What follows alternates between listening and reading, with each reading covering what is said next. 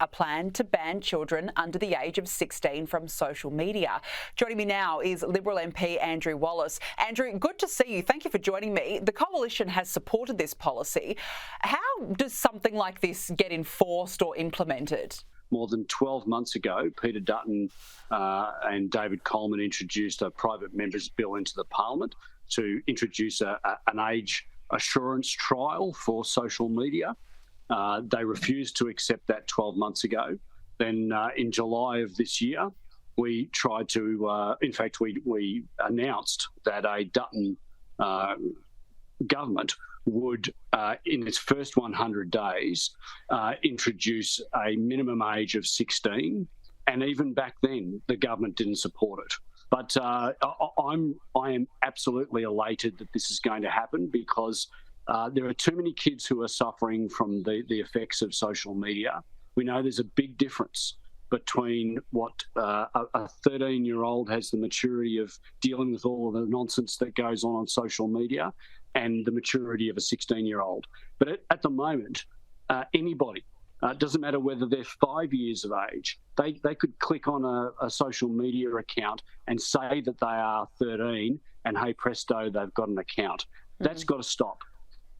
And so the government is finally going to introduce this minimum age of 16, and we think that that is a very good thing. Yeah, I mean, a lot of parents we've spoken to as well are welcoming this as a relief for them because they're struggling to navigate social media in this day and age. So it'll be interesting to see how it does get implemented. Now, look, I want to ask you, the RBA governor this week warned Labor again about its spending contributing to inflation. I've got to say Labor is not only sending us broke, but they're clearly sending us backwards. Andrew, rates are on hold for now, but how much has the central bank been left in an impossible position by Labor's economic mismanagement? Well, Danica, the Reserve Bank only has really one tool to try and tame inflation, and that's interest rates.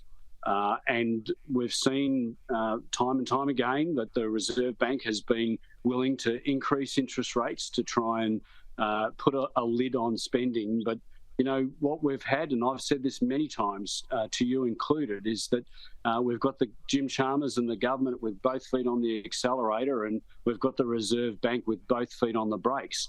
We've seen this just this last week, where the Prime Minister announced $16 billion worth of debt forgiveness for tertiary students. Absolutely. Before we let you go, I want to ask about Donald Trump's victory. Now with Trump back in power, does Kevin Rudd have to go? I mean, he's such an egomaniac.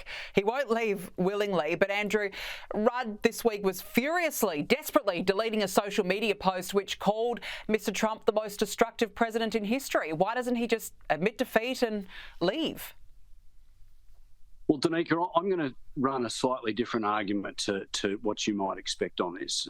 Last year, I was posted to the UN on secondment. I actually saw Kevin Rudd working the halls of Congress for AUKUS, and this is going to surprise you, but he is actually doing a good job in Washington. And, you know, I know that there will be a change of management in the US, but at this point in time, he has been doing a good job.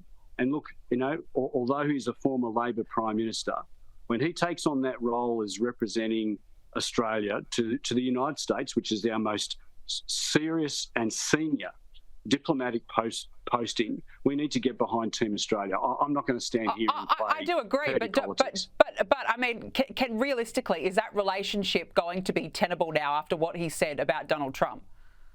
Well, time will tell.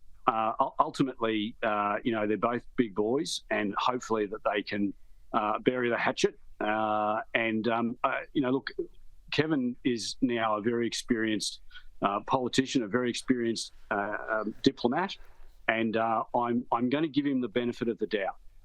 He's doing a good job. He's doing a good job for Australia. He's doing a good job, particularly in relation to AUKUS. And I think we need to give him the benefit of the doubt. And look, if the relationship sours or further sours and can't be put back on the rails, well, then we might need to have another conversation then. All right. Well, look, time will certainly tell. Andrew Wallace, good to have you on. Thank you very much for joining me. Thanks, Danica.